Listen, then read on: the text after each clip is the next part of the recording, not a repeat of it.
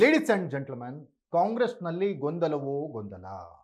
ಗೊಂದಲ ಇದೆ ಅಂತ ಒಬ್ರು ಹೇಳ್ತಾರೆ, ಗೊಂದಲ ಇಲ್ಲ ಅಂತ ಮತ್ತೊಬ್ರು ಹೇಳ್ತಾರೆ. ಡಿ ಕೆ ಶಿವಕುಮಾರ್ ಒಂದು ಹೇಳ್ತಾರೆ, ಸಿದ್ದರಾಮಯ್ಯ ಮತ್ತೊಂದು ಹೇಳ್ತಾರೆ, ಮಲ್ಲಿಕಾರ್ಜುನ್ ಖರ್ಗೆ ಅವರು ಇನ್ನೊಂದು ಹೇಳ್ತಾರೆ, ಸಿದ್ದರಾಮಯ್ಯನವರು ಬಣದವರು ಒಂದು ಹೇಳ್ತಾರೆ, ಸಿದ್ದರಾಮಯ್ಯನ ವಿರೋಧಿ ಬಣ ಡಿ ಕೆ ಶಿವಕುಮಾರ್ ಬಣದವರು ಮತ್ತೊಂದು ಹೇಳ್ತಾರೆ. ಹೈಕಮಾಂಡ್ ನಾಯಕರು ಒಬ್ಬೊಬ್ಬರು ಒಂದೊಂದು ರೀತಿ ಹೇಳ್ತಾರೆ. ಏನಾಗಿದೆ ಕಾಂಗ್ರೆಸ್ ಅಲ್ಲಿ? 135 ಸ್ಥಾನಗಳನ್ನು ಗೆಲ್ಲಿಸಿಕೊಟ್ಟ ಕರ್ನಾಟಕಕ್ಕೆ ಕಾಂಗ್ರೆಸ್ ಮಾಡ್ತಾ ಇರುವಂತಹ ಅಪಚಾರ, ಅನ್ಯಾಯ, ದ್ರೋಹ ಅಲ್ವಾ ಇದು? ಹೈಕಮಾಂಡ್ ಕೂಡ ಯಾವುದೇ ರೀತಿಯ ಕ್ರಮವನ್ನು ಇಲ್ಲಿ ಕೈಗೊಳ್ತಾ ಇಲ್ಲ. ಮಲ್ಲಿಕಾರ್ಜುನ ಖರ್ಗೆ ಅವರು ಏನೋ ಒಂದು ಹೇಳ್ತಾರೆ. ಗೊಂದಲ ಇದೆಯೋ ಕಾಂಗ್ರೆಸ್ನಲ್ಲಿ, ಇಲ್ವೋ ಗೊತ್ತಿಲ್ಲ. ಕಾಂಗ್ರೆಸ್ನಲ್ಲಿ ಗೊಂದಲ ಅನ್ನೋದೇ ದೊಡ್ಡ ಗೊಂದಲ ಆಗ್ಬಿಟ್ಟಿದೆ. ಫೋಕಸ್ ಟುಡೇನಲ್ಲಿ ಈ ಕುರಿತ ಎಕ್ಸ್ಕ್ಲೂಸಿವ್ ಡೀಟೇಲ್ಸ್ ಅನ್ನು ನಾನು ಕೊಡ್ತೀನಿ. ನೆಲ ಜಲ ಭಾಷೆಗಾಗಿ ಪ್ರಾಮಾಣಿಕ ಪತ್ರಿಕೋದ್ಯಮ, ನಾನು ಹೇಮಂತ್.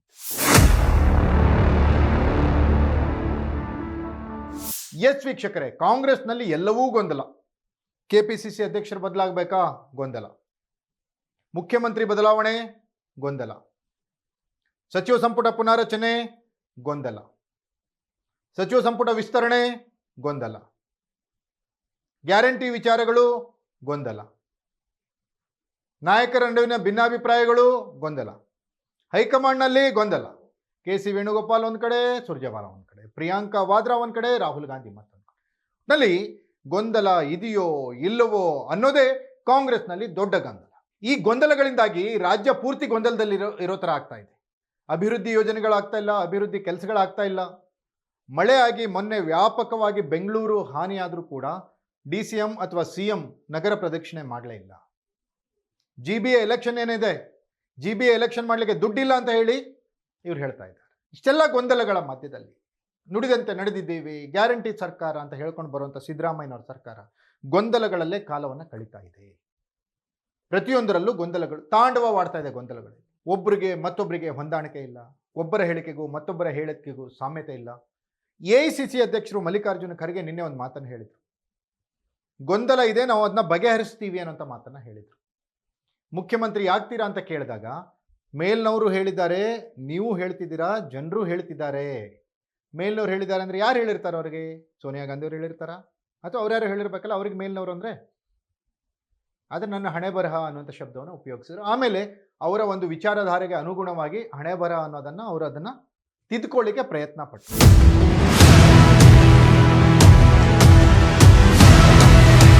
ಆದರೆ ಗೊಂದಲ ಇದೆ, ಬಗೆಹರಿಸ್ತೀವಿ ಅಂತ ಖರ್ಗೆಯವರೇ ಒಪ್ಕೊಂಡಾಗ AICC ಅಧ್ಯಕ್ಷರು, KPCC ಅಧ್ಯಕ್ಷರು ಅವರ ಹೇಳಿಕೆಯನ್ನು ನಿರಾಕರಿಸಿದರು. ಕಾಂಗ್ರೆಸ್ನಲ್ಲಿ ಗೊಂದಲವೇ ಇಲ್ಲ ಅಂತ ಅಂದರು. ಕಾಂಗ್ರೆಸ್ನಲ್ಲಿ ಗೊಂದಲ ಇಲ್ಲ ಅಂದರೆ ನೀವು ಮತ್ತು ಮುಖ್ಯಮಂತ್ರಿಗಳು ಎರಡೆರಡು ಬಾರಿ ಬ್ರೇಕ್ಫಾಸ್ಟ್ ಮೀಟಿಂಗ್ ಮಾಡೋ ಅವಶ್ಯಕತೆ ಏನಿತ್ತು?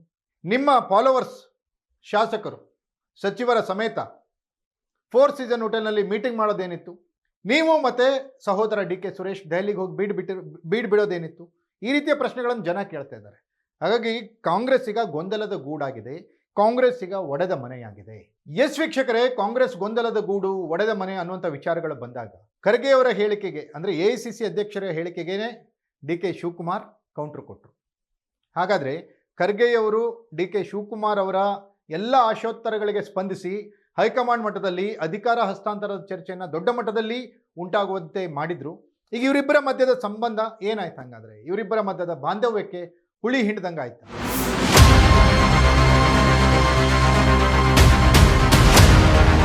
ಇಲ್ಲಿ ಮತ್ತೊಂದು ಗೊಂದಲ ಶುರುವಾಗುತ್ತೆ. ಹಾಗಾಗಿ ಆದಷ್ಟು ಬೇಗನೆ ಈ ಕಾಂಗ್ರೆಸ್ ತನ್ನ ಗೊಂದಲಗಳನ್ನು ಸರಿಪಡಿಸಿಕೊಂಡು ಸರ್ಕಾರದಲ್ಲಿರೋ ಗೊಂದಲಗಳನ್ನು ಸರಿ ಮಾಡಿ ರಾಜ್ಯದ ಹಿತಾಸಕ್ತಿಗೆ ಅನುಗುಣವಾಗಿ ಸರ್ಕಾರ ಕೆಲಸ ಮಾಡುತ್ತಾ ಕಾದು ನೋಡಬೇಕಿದೆ. ಇದಾಗಿತ್ತು ಫೋಕಸ್ ಟುಡೇ. ನೆಲ ಜಲ ಭಾಷೆಗಾಗಿ ನೋಡ್ತಾ ಇರಿ ಫೋಕಸ್ ಟಿವಿ.